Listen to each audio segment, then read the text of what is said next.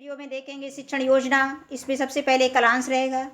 कलांश में 4 कॉलम रहेंगे। पहला कॉलम है दिनांक, दूसरा है कक्षा, तीसरा है विषय और चौथा है समय। कक्षा 3 विषय संस्कृत पीयूषम और समय है 35 से 40 मिनट। पहली हेडिंग है लर्निंग आउटकम।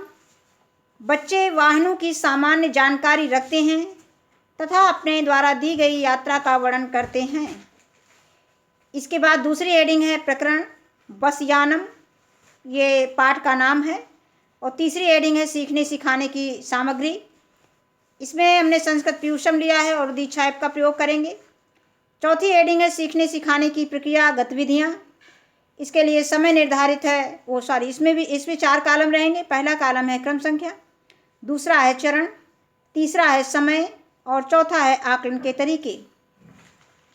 चरण की पहली हेडिंग रहेगी शिक्षण की शुरुआत में। इसके लिए समय निर्धारित है 5 मिनट। सहभागिता व प्रतिक्रिया के द्वारा हम बच्चों का आकलन करेंगे।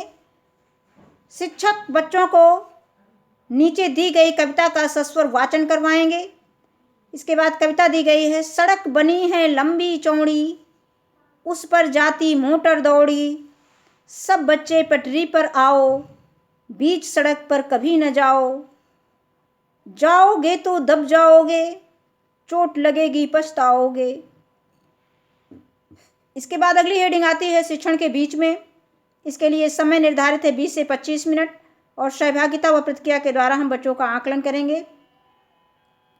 शिक्षक बच्चों को अपनी पाठ्य पुस्तक संस्कृत, इसी के आगे देखेंगे, पीयूषम में पृष्ठ संख्या 29 पर एकादशः पाठ बस यानम नामक पाठ खोलने के लिए कहेंगे। शिक्षक पाठ में बने चित्रों का अवलोकन करवाते हुए पाठ विषय वस्तु के बारे में बच्चों को जानकारी देंगे। इसके बाद शिक्षक पाठ का आदर्श वाचन करवाएंगे।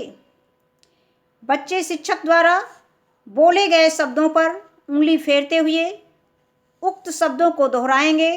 अब शिक्षक पाठ का हिंदी अनुवाद बताएंगे। अगली हेडिंग है इसमें हिंदी अनुवाद बस यानम यानी बस। इसमें हमने हिंदी और संस्कृत दोनों में दे दिया है, जिससे कि हमें क्लास में पढ़ाने में आसानी रहेगी। बस यानम बस स्थानम आगच्छति, बस बस अड्डे पर आती है। जनाः बस यानात् अवतरन्ति, लोग बस से उतरते हैं। जनाः बस यानम आरोहन्ति, लोग बस में चढ़ते हैं। जनाः बस यानेन गच्छन्ति, लोग बस से जाते हैं। इसके बाद अगली हेडिंग है शिक्षण के अंत में। इसके लिए समय निर्धारित है 10 मिनट।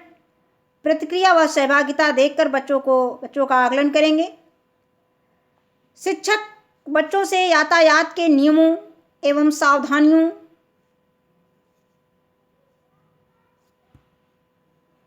पर चर्चा करेंगे तथा बच्चों द्वारा किए गए यात्रा के अनुभवों को सुनेंगे।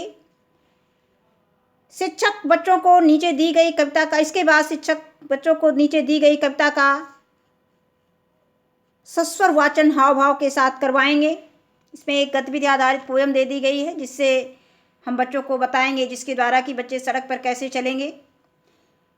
गतिविधि आधारित कविता है, कैसे चले सड़क पर भैया, सड़क बनी है लंबी चौड़ी, भीड़ भाड़ रहती है उस पर, देखो उस पर मोटर दौड़ी, बीच सड़क पर कभी न चलना, सब बच्चे पटरी पर चलना, धक्का मुक्की कभी न करना, धीरे धीरे आओ जाओ, देखभाल कर चलो किनारे, सदैव अपनी बाईं ओर, सड़क पार करनी हो देखो, पहले अपने दाईं ओर। अच्छे बच्चे कभी सड़क पर नहीं दौड़ते नहीं खेलते, पालन करते नियम सड़क के, मनमानी को नहीं मचलते। इसके बाद अगली हेडिंग आती है श्यामपट्ट कार्य। इसके लिए इसमें सबसे पहले हम श्यामपट्ट पर शब्द अर्थ लिखेंगे, कठिन शब्दों के अर्थ लिखेंगे। इसके बाद उसको बच्चों को अपनी कॉपी पर लिखने के लिए कहेंगे और इसके बाद उनका काम चेक करेंगे, जिससे उनकी गलतियों का पता लगाया जा सके और उसमें सुधार किया जा सके। आगच्छति मीन होता है आती है, अवतरंत मीन होता है उतरते हैं, आरोहंत मीन चढ़ते हैं, बस यानम बस और गच्छन्ति मीन जाते हैं। इसके बाद आगे अगली हेडिंग आती है प्रदत्त कार्य गृह कार्य असाइनमेंट। शिक्षक बच्चों को यातायात के किसी एक साधन का नाम व उसका चित्र घर से अपनी कॉपी पर बनाकर लाने के लिए कहेंगे। पुस्तक में यातायात के साधन में दिए गए हैं बहुत से चित्र, उसमें से कोई भी एक चित्र जो बच्चे अच्छे से बना लें उसी को हम घर के लिए दे देंगे। अगली हेडिंग आती है शिक्षक की आगामी कार्य योजना। ये अंतिम हेडिंग है। कक्षा शिक्षण के दौरान बच्चों के आकलन व फीडबैक में आई कठिनाइयों को ध्यान में रखते हुए शिक्षक आगामी कार्य योजना का निर्माण करेंगे।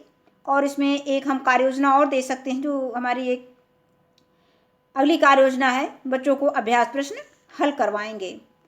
धन्यवाद।